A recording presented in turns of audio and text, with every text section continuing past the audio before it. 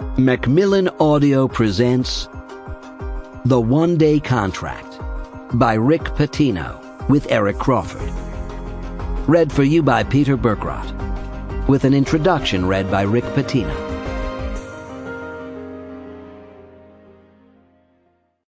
Introduction. Best week ever. Those were the three words I kept hearing on television and during interviews, as well as from fans and friends, even before our University of Louisville basketball team beat Michigan for the NCAA championship. It's true, I had an amazing week. Our team made it to the Final Four, and while I was learning via phone call that I'd been elected to the Naismith Memorial Basketball Hall of Fame, my son Richard called to tell me he had been hired at Minnesota, becoming the youngest head coach in the Big Ten Conference. On top of all of that, a horse in which I was part owner won the Santa Anita Derby to punch his ticket for the Kentucky Derby. People were marveling at my good fortune, and I'll be honest, I was marveling at my good fortune. A lifetime worth of blessing, it seemed, was bestowed during one wondrous week. I was incredibly grateful, and it was more than I deserved. After we won the championship game, I was asked repeatedly to reflect on the preceding week and what it had been like to have the best week ever. Looking back on it all, the things everyone was talking were not in themselves what truly made it great. In fact, it wasn't so long ago that the media was reporting I had the worst week ever. What happened between the worst of times and wound up as the best of times, and what made our championship run possible in the first place, gets at the heart of this book. This book is unlike any other I have undertaken.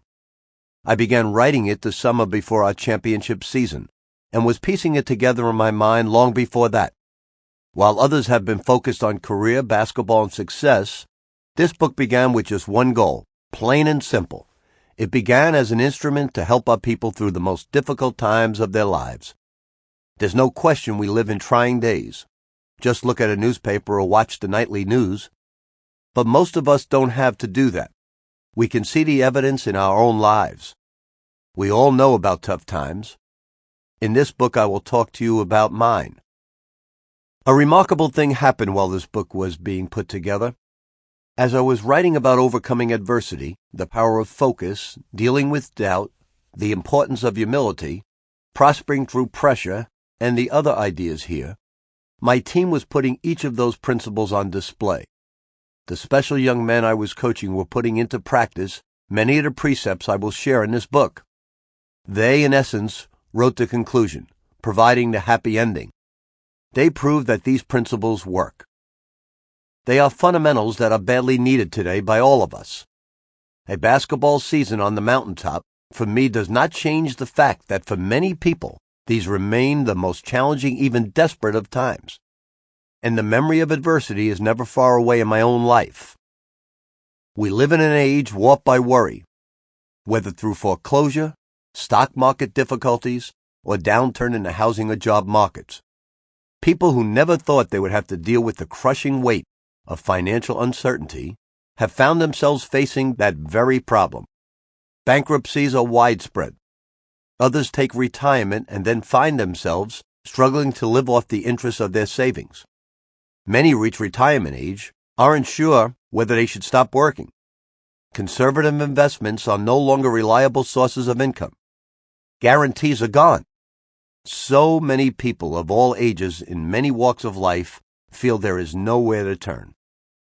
A 2011 survey by the American Psychological Association listed money as the #1 cause of stress in the United States, with the economy at number 3 and housing costs at number 7.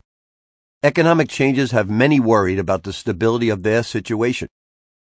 We live in a time troubled by tragedy. The Sandy Hook shootings, the Boston Marathon bombing. Places never before associated with violence now exist under a shadow that affects us all. Random violence is on the rise. When terrorists attacked the United States on September 11, 2001, something changed in our national psyche. A sense of security was shattered.